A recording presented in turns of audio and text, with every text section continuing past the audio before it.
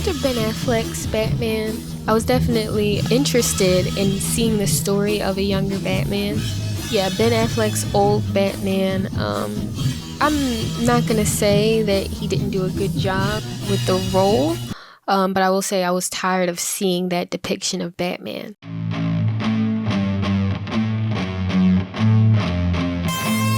I was definitely intrigued in the film, but I wanted to keep my expectations low.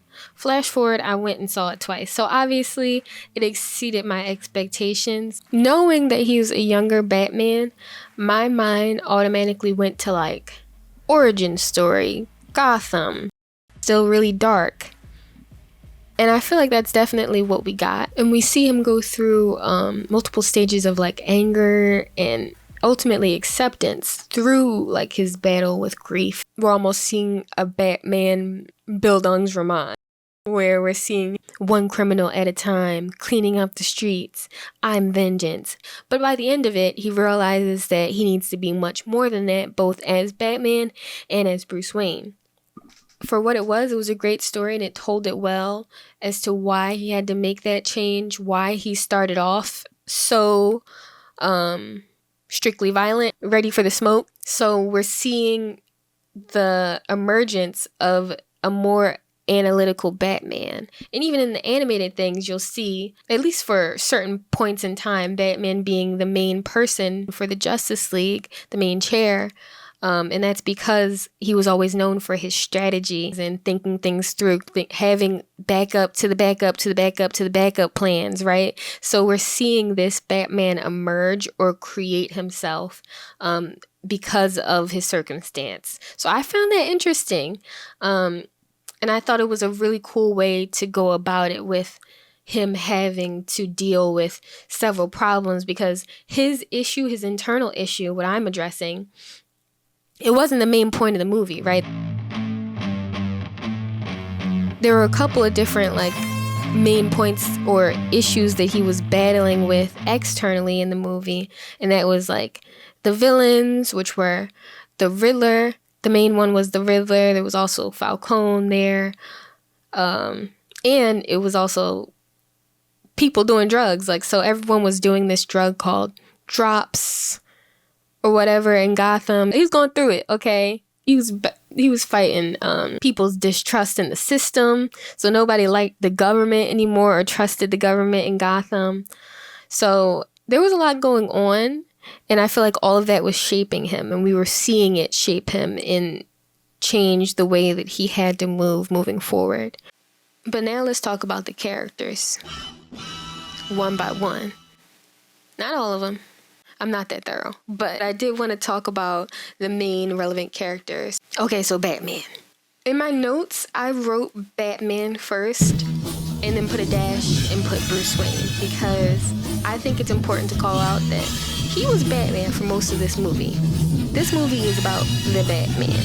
Bruce Wayne is a side character. I think we saw him maybe 2 or 3 times in the movie. He was barely without that mask.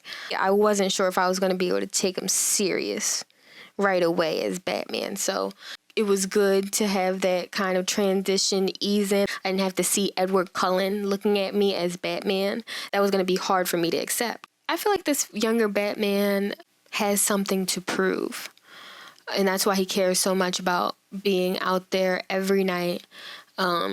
He wants to make this name for the Batman out in these streets.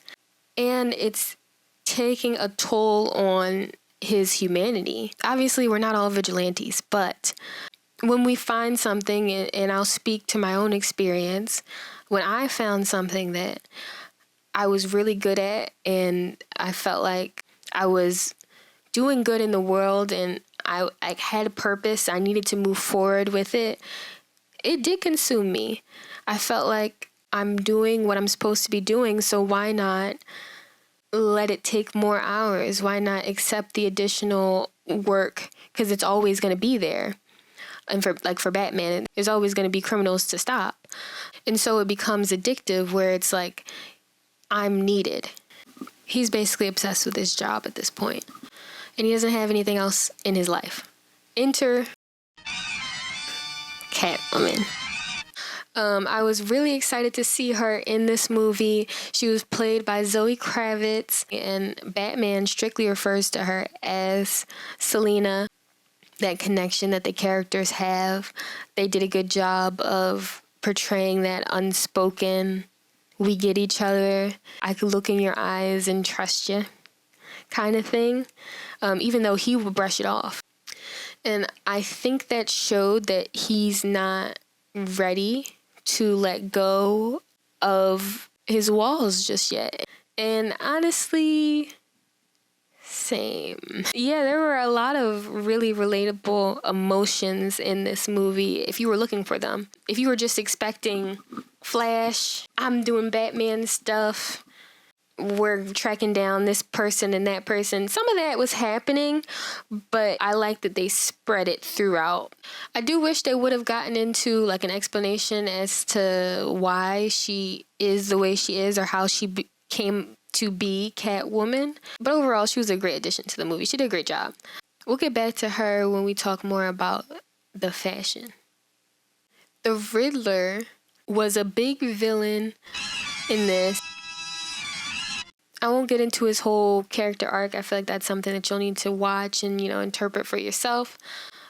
Basically, he's just this guy who is now on a whole different wavelength in terms of thoughts. I mean, he's just over the top in terms of only thinking in riddles. And that probably has something to do with drug use. So he reveals in the movie that he got hooked on drops, that the drug thing that, I mentioned earlier, he got hooked on drops at a young age. So that could have definitely had something to do, like, with his development. Maybe his brain's underdeveloped. I don't know. Drops is definitely an overarching issue in their society, just like many other drugs are an issue in ours, where you get to them early enough and they're laced with the wrong thing and you could be messed up for life. So it was sad. He's just mad at the city. Moving on to Falcone. He was giving a Brooklyn tale. It's called a Bronx Tale. Why am I lying to y'all? It's called a Bronx Tale.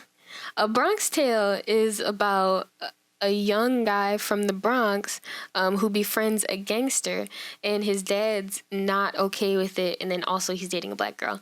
That's unrelated. His energy when Bruce, he went to his bar and confronted him, and he was trying to be his godfather, basically trying to be his friend. And I think he did a good job of showing how manipulative people of power can be in taking a story and twisting it and making it seem like it's a completely different thing. And that was almost like triggering for me to see him fall into it, because I already knew, like, he's probably a liar. I don't know, maybe it's just my distrust in men, but as soon as he walked in with that jacket on, I was like, yeah, he's probably gonna tell this man lies. So I don't even know why he's gonna listen to anything out his face. So Alfred the butler, we saw a younger Alfred, but we didn't see him in any action, no fights. I don't know. I feel like the Gotham, I keep comparing it back to Gotham, but I was wanting that Alfred. I thought because he was younger, I was going to see some shooting, some bang bang, some defending Bruce. Like, that's what I was trying to see. But yeah, Alfred basically just serves as like his route to humanity, but he had some words of wisdom. He was definitely the movie's conscience. Detective Gordon. I love the casting here. I felt like he was exuding cop. He just gives detective. I do wish that he would have gotten more movie time, more screen time, because I feel like he was the only comedic relief. His reactions to what Batman was doing, like if Batman was doing something ridiculous or like he was shocked or whatever, like, I don't know, his facial expressions were funny. Maybe it was just me laughing in the movie theater, but I enjoyed his facial expressions. Something else I wish I would have seen, the battle between good cops and bad cops, which is always something that is going on in Gotham, but it was also an overlying thing in the movie. And towards the end, they basically arrest the big bad, and you see all the good cops standing by, and Detective Gordon goes, "Oh, I guess we're not all in your pocket." I would have liked to have seen the process of him figuring out which one of them was in the pocket. I feel like that could have been an interesting part of the story that just kind of got skipped over. Bella Real. Okay, let's talk about my good sis. She wasn't a big movie character, but I think that her role was very, very much important, and it totally stood out to me, so let's talk about it. She was the mayoral candidate for Gotham. Basically, she stood for, and her last name in the movie is Real. She stood for like the realness, the people of the city who were sick of the city being run by criminals and wanting to have trust in the system again.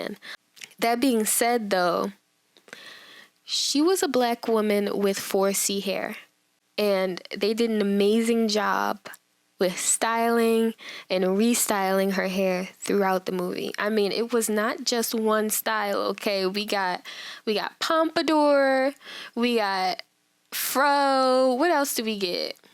We got half up, half down, okay, and she was working it. And I appreciate the representation.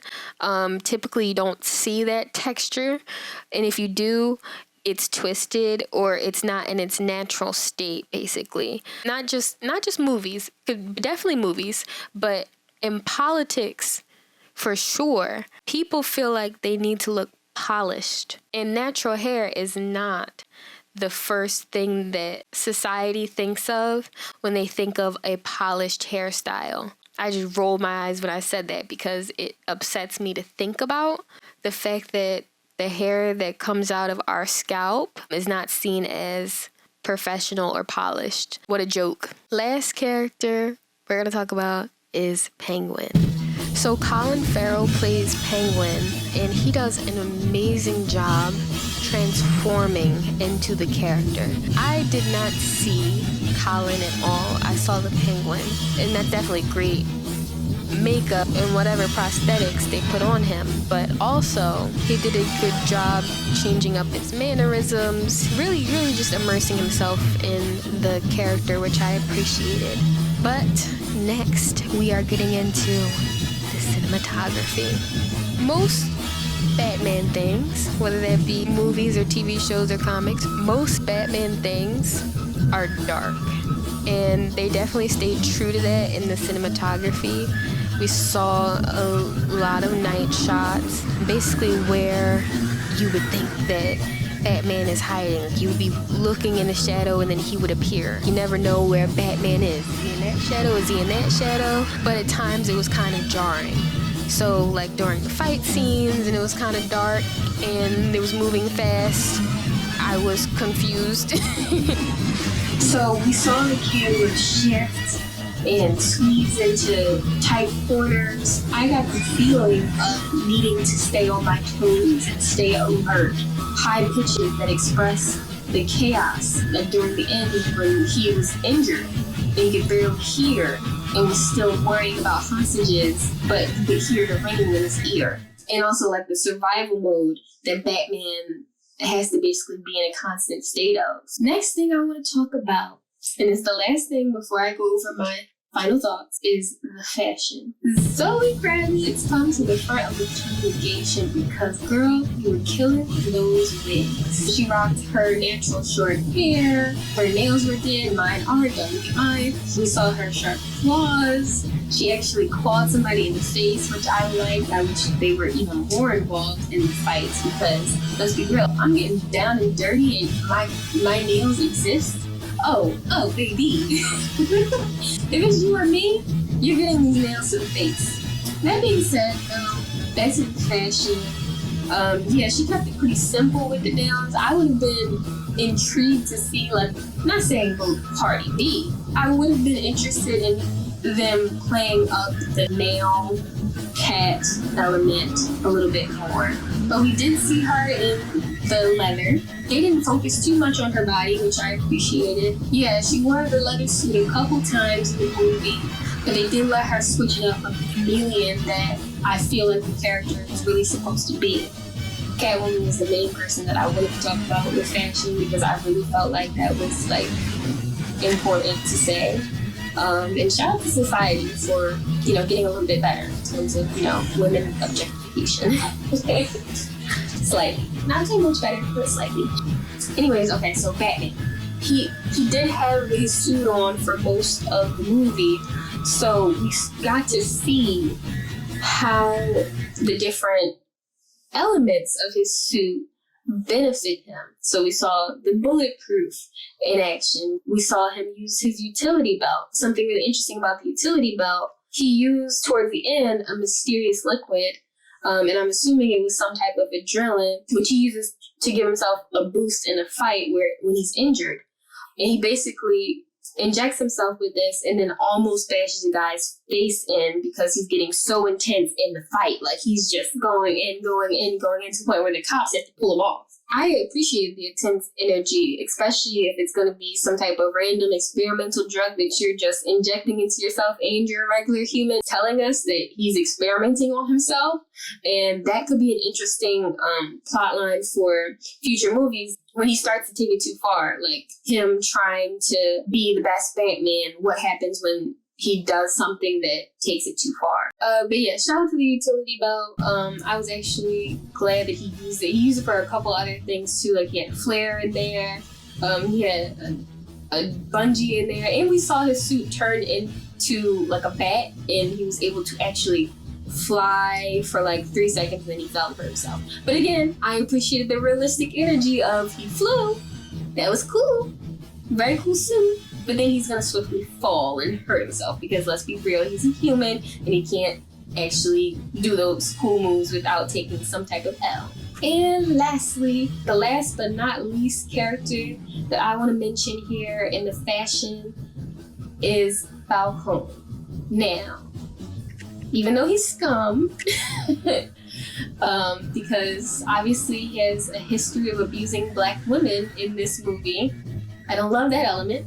That being said, he had a sharp suit on. He had good glasses, he had good suits, and honestly, his club looked nice. Like, he had good style for an old man. He definitely dressed better than Bruce Wayne. I felt like that was kind of embarrassing for him to walk into this club looking pretty basic, and Falcone walks up to you and he's looking accessorized to the fullest. And I mean, I understand like the conversation was about to be super intense, but it's like, if you're about to look the part, if you're about to be Bruce Wayne, then you might as well demand some attention as Bruce Wayne. Billionaires don't feel like they gotta prove themselves, but dang, you can't pull out something cute from your closet, like a cute shirt or something to go to the club. Anyway, lastly, let's talk about the experience of watching the Batman, because I did it twice. It's an enjoyable ride from beginning to end. I didn't get bored with it. I did get sleepy for some parts of it. There were wide gaps where there was a lot of action and not much dialogue. And that's my sleepy time. That's when I go Betty Bye in the movies, okay? I don't think that it was too long, but I do think that some parts should have been taken out and other parts should have been put in. Instead of introducing so much of the city, I would have been interested to see more of Bruce Wayne. You know, like show the vulnerable side, the human side of Batman, as he is right now as young Bruce Wayne. I think it would have helped to see a scene of him getting out of bed sore from the night before, or slamming down a sandwich after a night on the prowl, you know? Like, he literally fell out the sky, and then we didn't see what happened after he realizes by the end of the film, in a very lengthy inner monologue, by the way. Not that I hated it, it was just, lengthy.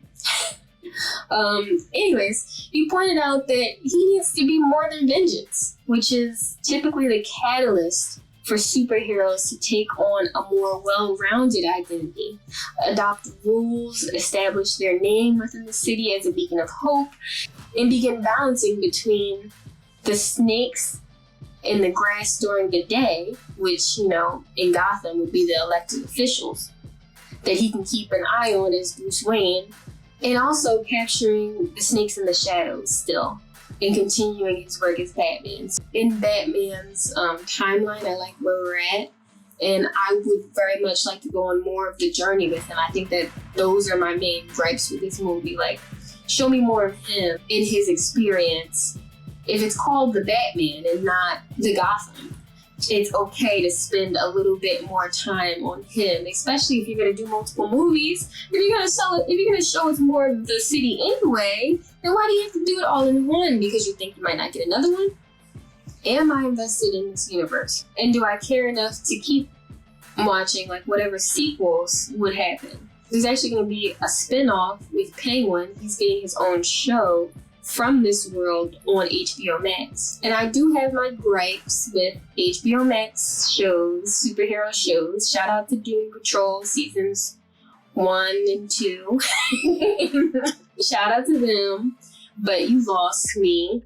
I'm gonna try again. I'm definitely gonna try again, but right now you lost me. So I do have my issues with the HBO Max superhero world, but I feel like this show could have a very much Better Call Saul vibe to it, where it's very nostalgic for the world and almost informative, like more to the story and building out the world. So if they do this right, this can be a really great introduction to some new characters and new depth for this character, to Penguin's character.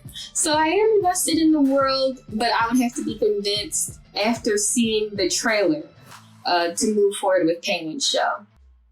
And I would love to hear what you'd be interested in seeing me watch or talk about or dissect next. I'm not sure what format it'll be, but I would love to hear from you guys. Like I said, I love the superhero stuff.